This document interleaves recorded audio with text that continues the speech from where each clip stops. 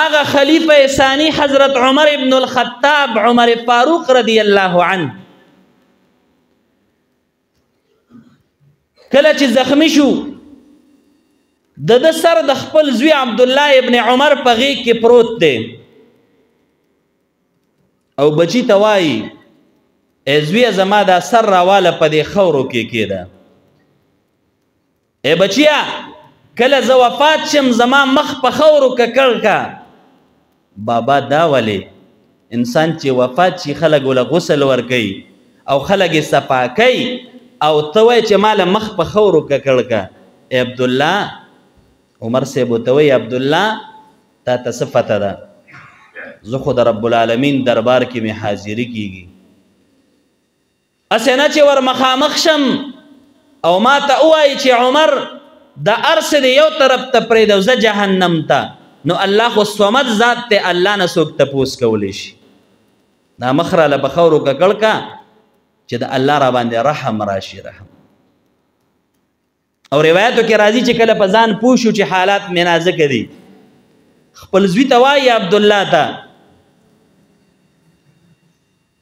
ای عبدالله لاړ بشي د عایشې صدیقې رضی الله عنها نه به تپوس وکړي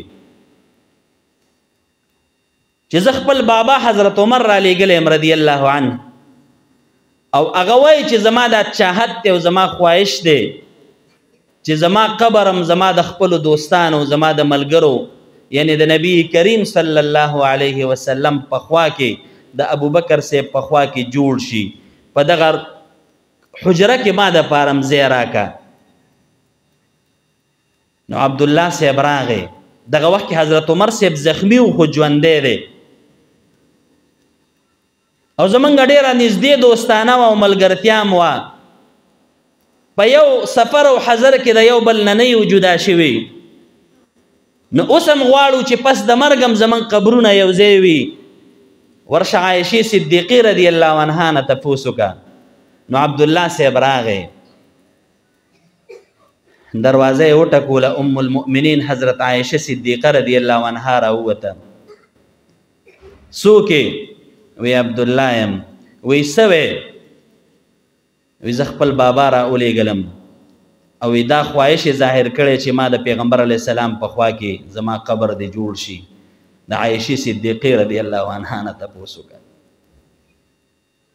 عایشه رضی الله عنها ورته وایي وی دا ځای خو ما د خپل ځان دپاره پرېښی و یو خوا به مې خاوند دی جناب محمد مصطفی صلی الله علیه وسلم بل خوا به مې پلار حضرت ابوبکر صدیق رضی الله عنه او دغه ځای کې ما ځان دپاره انتخاب د قبر کړی و خو یقینا دا داسې نږدې دوستانو زما بابا حضرت ابوبکر صاحب او عمر ابن الخطاب رضی الله عنه او د دوانو جهانو مبارک سردار دا ډیر نږدې قریبي ملګري وو دا ځای مې د ځان دپاره منتخب کړی وو خو لیکن چې عمر صاحب وایي امیر المؤمنین وایي نو بلکل ما دا خپل ځای هغه له ورکړ عبدالله صاحب چې دا خبره واورېده واپس کور ته راغی حضرت عمر صاحب دغه وخت کې زخمونه تازه دي بدن باندې تکلیف سیوا دی حالات ډېر نازک دي او ډېرې غمجنې سترګې ډېرې د امید او د ارمان سترګې راوچتې کړې او خپل زوی ته وایي څه پیغام دی راوړی ماله عایشې بیبي اجازت وکړه زما قبر به د رسول الله علیه السلام د روضې خوا کې جوړ شي که جوړ به نه شي او ورته وایي او بابا اجازت میلاو شو وی ښه عبدالله داسې کار به وکړې اوس خو زه ژوندی یم کیدای شي د حیا د وجې نه حضرت عایشې صدیقې رضی الله عنها اجازت کړی زه چې کله وفات شم نو زما د وفات نفس بیا به لاړ شي او داسې به نه وی چې د امیر المؤمنین جنازه راله وی زما د بابا د حضرت عمر جنازه راوړه عایشې صدیقې رضی الله عنها نه به ګورې بیا تپوس وکړي که بیا زما د مرګ نه پسې اجازت درکو نو بیا به مې هلته خښ کوي او که نه درکو نو بیا به مې هغه د مسلمانانو مقبره کې جنت البقیع کې ښخ کړي ومقه شان وشوه او بیا ولېږه د خپل زوی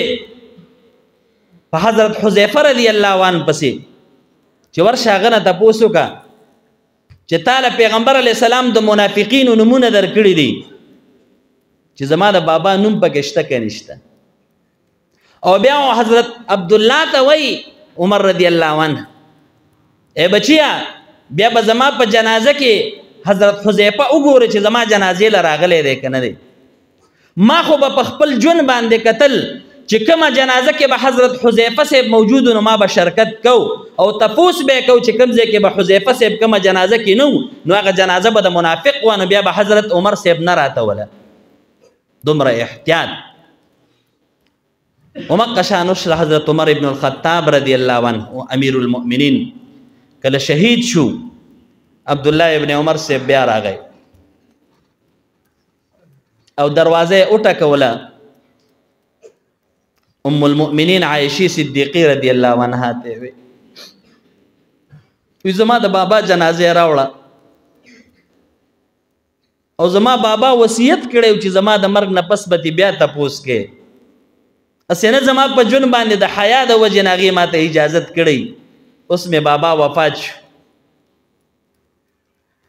هغه عظیمه هستی وفات شو چې حضرت محمد مصطفی صلی الله علیه وسلم به ورته فرمایل عمره چې ته په کم لار باندې لاړ شي په هغې شیطان نشي تلی